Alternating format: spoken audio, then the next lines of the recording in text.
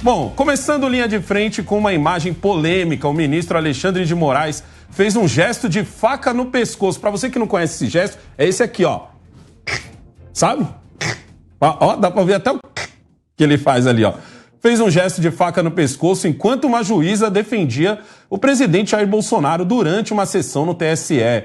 Temos as imagens de Moraes olhando para alguém fora da câmera e riscando o próprio pescoço, enquanto sua colega, a juíza Maria Cláudia Buttianeri, defendia o presidente Bolsonaro. Vamos ouvir um trecho do que disse a juíza. O que será que Alexandre de Moraes quis fazer com esse gesto? E eu vou começar aqui com o parça. Vou jogar essa... Ó. Scaf. Boa tarde a todos, boa tarde, Negão, meus colegas. Bem, todo órgão colegiado, só para esclarecer, todo juiz tem o mesmo poder do outro, os votos têm o mesmo valor, né? É um órgão colegiado que, obviamente, que toda votação vence por maioria ou, eventualmente, por uma unanimidade. Esse gesto do ministro Alexandre me pareceu, no primeiro momento, alguma brincadeira que ele tenha feito com alguém que estava na plateia, algum assessor, ou alguém que ele estava, eventualmente, tinha um assunto anterior. O que parece é que ele estava fazendo isso, né? Tipo assim, se você fizer isso, eu não vou gostar, não sei o quê. É uma brincadeira, uma coisa, um gesto de qualquer ser humano. Mas, por um outro lado, você percebe que depois que ele faz o gesto, ele presta atenção ainda mais no voto da sua colega ministra do TSE. Então, o resumo que eu faço desse assunto é o seguinte: quem tem que explicar esse gesto é o ministro. É o próprio Alexandre. O ministro tem que explicar. Eu acho que ele vai ter uma explicação plausível para isso, ou se ele não quiser falar absolutamente nada, é um direito dele também, não há problema algum, mas merece, obviamente, é estranho, né? Porque num órgão colegiado, num tribunal superior, esse tipo de gesto acaba manifestando um pré-julgamento, né? Tipo assim, eu não concordo, acho isso. Com um simples gesto me parece uma questão de estou em desacordo, mas o desacordo tem que ser dado no voto, né, Negão? No fundamento. Exatamente. E cada ministro tem a sua vez de votar. Antes de eu passar a bola aqui pro Alexandre Bisoli, porque hoje não é bem passar uma bola, hoje é passar a batata quente nesse assunto. Antes de eu passar a batata quente aqui pro Alexandre, vamos assistir de novo a sonora da juíza. Vamos ver o que a juíza estava falando.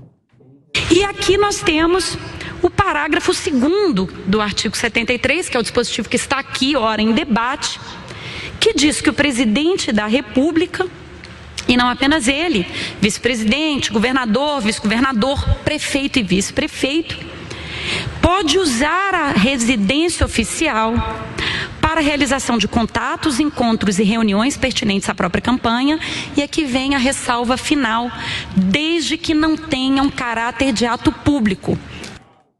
Alexandre, é óbvio que todo político de direita, ou alguns políticos até de esquerda, tem problemas com o ministro Alexandre de Moraes. O nome Alexandre de Moraes está sendo falado toda hora. Então, tipo assim, é normal que esse gesto dele acabe sendo interpretado como: esse gesto foi para a ministra porque a ministra estava defendendo o presidente, certo? Mas, sinceramente, a imagem me passa muito mais que ele estava fazendo esse gesto a uma pessoa que não tinha nada a ver com ela, certo? Tanto que depois dá até para ver ele prestando atenção na juíza. Como você, Alexandre, vê essa cena, que num outro momento, ou se fosse qualquer outro juiz, teria sido passada como uma cena corriqueira, mas como você vê o fato de ser justamente o ministro Alexandre de Moraes e tal, toda hora está sendo falado no jornal. Essa semana a gente já falou dele umas 4 vezes já.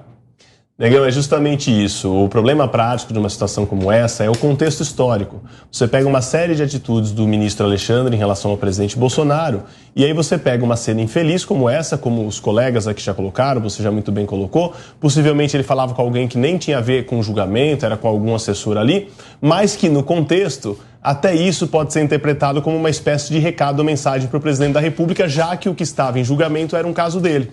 Então o ministro Alexandre vem tomando algumas atitudes que, do ponto de vista prático, até para alguns de nós advogados, passam do limite do que deveria do ponto de vista jurídico, constitucional, mas em alguns casos, ou talvez na maioria deles, referendado inclusive pelo STF. Então a gente entende o posicionamento da corte, mas critica, enquanto juristas também, as posições. Eu costumo dizer, é muito fácil quando a gente critica alguma decisão que é contra alguém que a gente não gosta. Exato. E aí a gente vai lá e começa a dizer, mas nisso está certo, nisso está errado.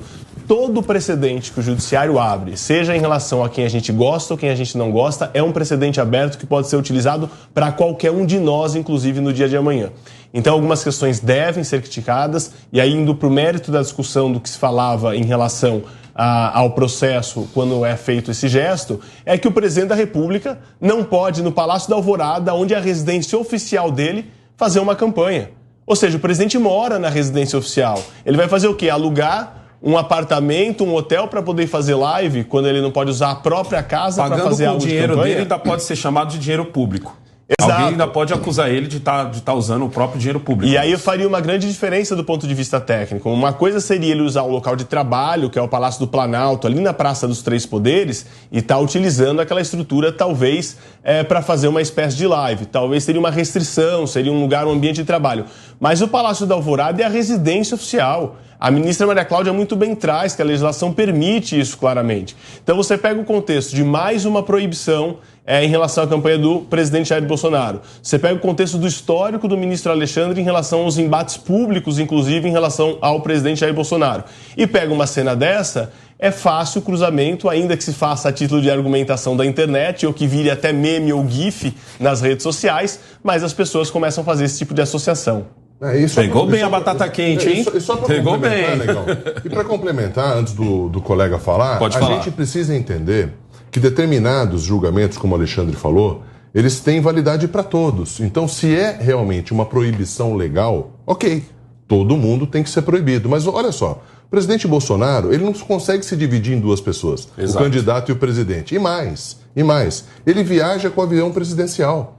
Quer dizer, por que ele pode o mais e não pode o menos? Né? E outra coisa, você não pode construir uma legislação, um achismo, em cima daquilo que você acha que é o momento do país. O juiz não pode julgar dessa forma, porque isso se chama ativismo judicial. O juiz tem que dizer o seguinte, olha, isso aqui é proibido para todo mundo, para ele e para todos que passaram. Agora, você dizer que você acha que é proibido, por causa de A, B, C, isso não está na lei, aí já não é mais julgamento. Então, eu acho que é isso que não pode acontecer. Vou passar a batata quente agora para o Ricardo. Ricardo, a minha pergunta é muito simples. O ministro Alexandre de Moraes não é conhecido por fazer brincadeiras. Ele não é conhecido por ser um cara brincalhão. Todas as vezes em que ele aparece a público, é sempre sério, é sempre até de uma forma um pouco mais enérgica, certo? Você tem partidos como o do PCO, que já tiveram alguns entraves com ele, e você tem muitos setores, muitos influenciadores e pessoas que estão ao lado do presidente Bolsonaro, e até alguns juristas que consideram que alguns dos inquéritos deles são ilegais. Então, tipo assim, como eu sei se aquele gesto apenas foi uma brincadeira, porque pode ser. A gente pode brincar aqui, como eu brinquei com o SCAF agora, o SCAF, sei lá, fala algum câmera ali fala, não, legal fazer isso e tal. Eu falo assim, não, só uma brincadeira. E como eu sei se ele realmente estava falando sério?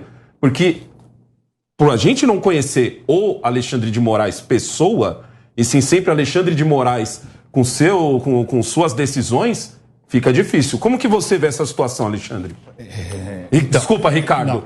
O que acontece? Eu acho que os fatos precisam ser melhor apurados. No meu ponto de vista, eu não entendi que ele estivesse de uma forma velada tentando ameaçar a juíza de alguma forma.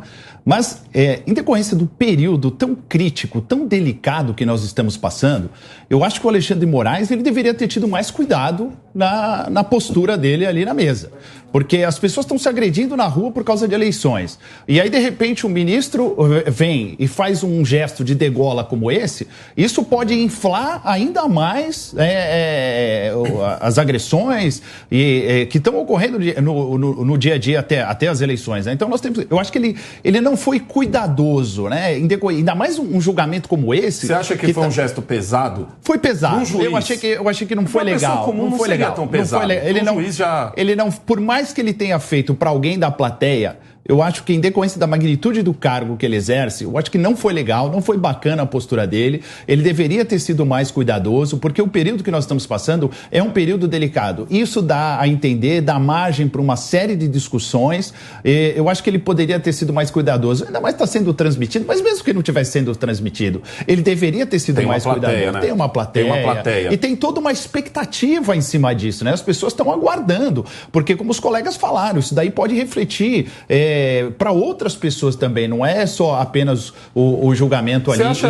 Você acha, Ricardo, que esse gesto pareceu um pouco quando, se eu não me engano, foi quando a juíza estava lendo o que falou, acho que foi o Alan dos Santos, que ela faz um cabeça de ovo, e aí ele ri. Que para mim foi o único momento que eu vi Alexandre de Moraes rir até hoje. Você acha que foi nesse ponto, ou você sentiu que foi uma coisa um pouco mais séria? Não, eu creio que não foi algo mais sério, não. Ele não foi cuidadoso, mas pelo que eu conheço, entre os erros e acerto do Alexandre de Moraes, nós temos aí críticas quanto às questões que foram feitas, mas eu creio que não foi algo mais sério. Pelo menos eu espero que não tenha sido isso. Monark, agora às 2h14 da tarde eu quero perguntar para você. Você acha que o ministro Alexandre de Moraes exagerou? Você acha que aquilo foi direcionado a outra ministra ou foi só um gesto tranquilo assim? Olha, é sempre ameaçador alguém fazer assim, ó. Pra você, né? Você vai nem olhar pra... sorrindo foi, né? Não, foi sério, foi sério. Quem era o alvo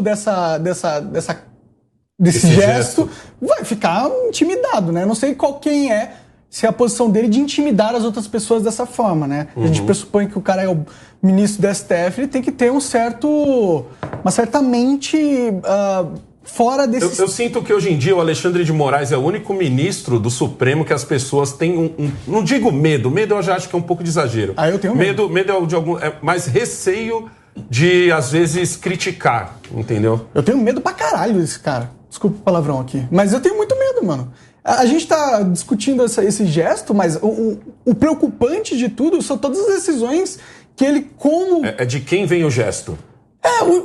Exato, é de quem, mas esse gesto dane-se, tava um gesto, ok, pode acontecer com qualquer um, mas o problema dele é que ele toma várias decisões que são inconstitucionais.